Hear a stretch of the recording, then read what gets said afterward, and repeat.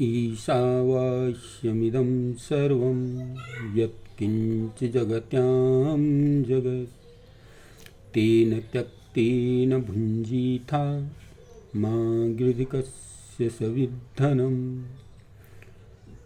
ईशा ईश्वर से, वास्यम वसा हुआ, इदम यह, सर्वम सब, यत जो, किंच कुछ, जगत्याम गतिशील ईश्वर की रचना अर्थात कार्य रूप प्रकृति, जगत गतिमान, तेन उस कारण से,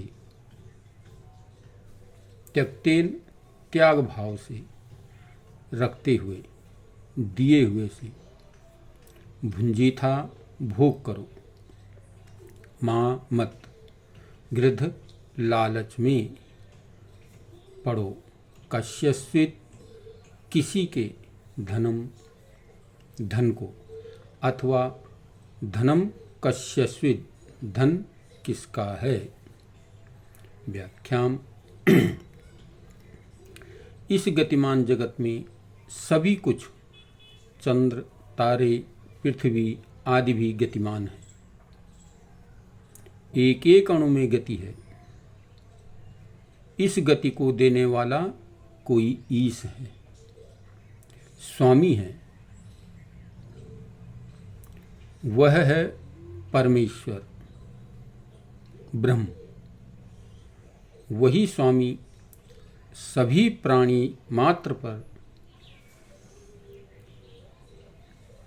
चर अचर में, कण कण में विद्यमान है, बैठा हुआ है और स्वामी की हैसियत से बैठा हुआ है। इसलिए यह सब उसी प्रभु का है।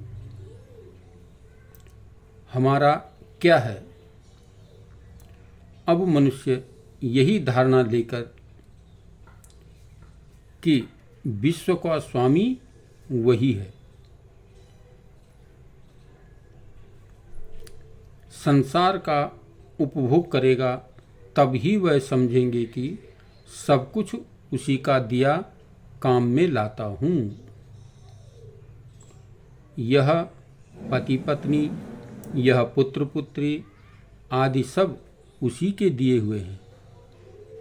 संसार के सारे पदार्थ उसी के हैं। जो कुछ भी मुझे मिलता है उस सब में मेरा केवल प्रयोगाधिकार है, यानी उपयोग करना। अतः उसकी वस्तु को अपना समझना तो चोरी के समान है। जो अपने पास है, जब उसे अपना समझना चोरी है, तो जो दूसरों के पास है उसे अपनाने का प्रयत्न करना, अपना या अपनाना प्रभु की दृष्टि में दोहरी चोरी है। इसलिए दूसरे के पदार्थ का धन, दूसरे पदार्थ या धन का आदि लेने का को मनुष्य को कभी इच्छा भी नहीं करनी चाहिए। लेना तो दूर, लेकिन कभी इच्छा भी नहीं करनी चाहिए। तो इस प्रकार से हम अपने जीवन को सफल और सार्थक करने के लिए संसार में जो कुछ भी पदार्थ में प्राप्त होता है, हम उसका उपभोग करते हैं, वो सब परमपिता परमात्मा का दिया हुआ है, उसी का है। उसी से लेकर के उसका उपभोग कर हम अपने जीवन को आगे बढ़ाते हैं। अतः हम कभी भी किसी दूसरे के धन का लालच न करें। केवल जो हमें परिश्रम से, मेहनत से प्राप्त हो रहा है, उसी में हम अपने आप को संतुष्ट करें और अपने जीवन को सफल और सार्थक बनाने का प्रयत्न करें।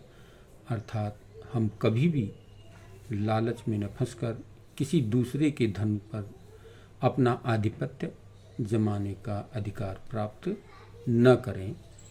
ओम।